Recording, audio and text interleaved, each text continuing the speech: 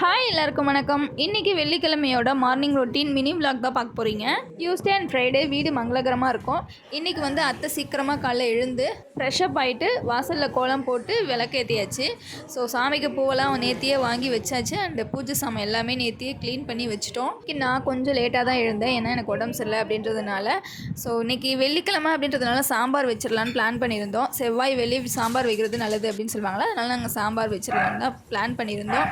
Cook பண்ணும்போது என்ன scissor வச்சுருக்கேனே அப்படின்னு யோசிக்காதீங்க. நான் அந்த கொத்தமல்லி இருக்குல்ல, அதை வந்து நான் சிசரில் கட் பண்ணுவேன். இது அம்மா கிட்டேருந்து நான் கற்றுக்கிட்டது.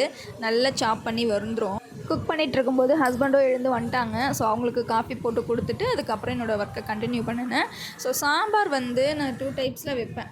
ஒரு டைப் என்னென்னா ரொம்ப சிம்பிளாக குக்கரில் வந்து தக்காளி வெங்காயம் பருப்பு எல்லாமே சேர்த்து காய்கறி எல்லாமே ஒன்றா போட்டு அப்படியே விசில் வச்சு இறக்கிடுறது அண்டு லேட்டர் தாளித்து ஊற்றுறது. ஸோ இன்னொரு டைப் என்னென்னா உப்பு தனியாக வேக வச்சு எடுத்துக்குவேன். கடாயில் தாளிச்சிட்டு வெங்காயம் தக்காளி பச்சை மிளகா காய்கறி எல்லாத்தையும் வதக்கி அதுக்கப்புறம் நான் அதில் ஆட் பண்ணிக்குவேன். ஸோ ஆட் பண்ணிவிட்டு ஒரு விசில் வச்சு இறக்கிட்டேன் அப்படின்னா சூப்பராக சாம்பார் ரெடி ஆகிடும். செகண்ட் டைப் வந்து எனக்கு அத்தை தான் சொல்லி கொடுத்தாங்க. அந்த டைப்பில் வச்சா தான் சாம்பார் டேஸ்ட்டாக வரும். ஒன்றா போட்டு வச்சுட்டோம் அப்படின்னா நமக்கு அந்தளவுக்கு டேஸ்ட்டு கிடைக்காது. சாம்பார் வச்சு முடித்த பிறகு நேற்று வாஷ் பண்ணி வச்ச வெசல்ஸ்லாம் எடுத்து அதோட இடத்துல அரேஞ்ச் பண்ணி வச்சுட்டு இருந்தேன். இன்றைக்கி மார்னிங் பிரேக்ஃபாஸ்ட்டுக்கு தோசை வித் சாம்பார் தான். சாம்பார் வச்சுட்டு இருக்கும்போதே எனக்கு பயங்கரமாக பசிச்சிருச்சு.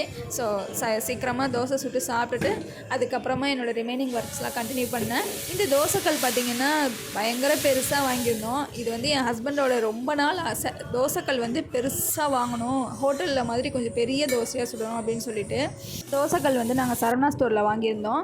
ஸோ நானே வாங்கி நானே அதை பழக்கப்படுத்துவாங்கல்ல, அந்த வெங்காயம் போட்டு சாட்டை பண்ணிவிட்டு அதெல்லாம் பண்ணி சூப்பராக ரெடி பண்ணி வச்சுட்டேன். ஸோ அவங்களுக்கு இதில் தான் தோசை இப்போ அதுலேருந்து நான் சுட்டு கொடுத்துட்ருக்கேன். சாம்பார் எப்படி வந்திருக்குன்னு ஓப்பன் பண்ணி பார்த்தேன். நல்லா வந்திருந்தது. அத்தையோட ஸ்டைல்லையே நல்லாவே வந்துருந்துச்சு.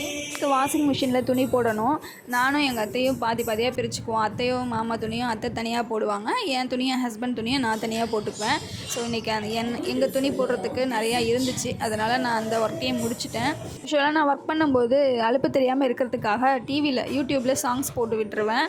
ஸோ அதுதான் என்னோட பெரிய ஒரு பூஸ்டப்னே சொல்லலாம். அந்த சாங்ஸ் கேட்டாலே பயங்கரமாக எனர்ஜி வந்துடும். நான் இருக்கிற எல்லா வேலையும் டக்குன்னு முடிச்சிடுவேன்.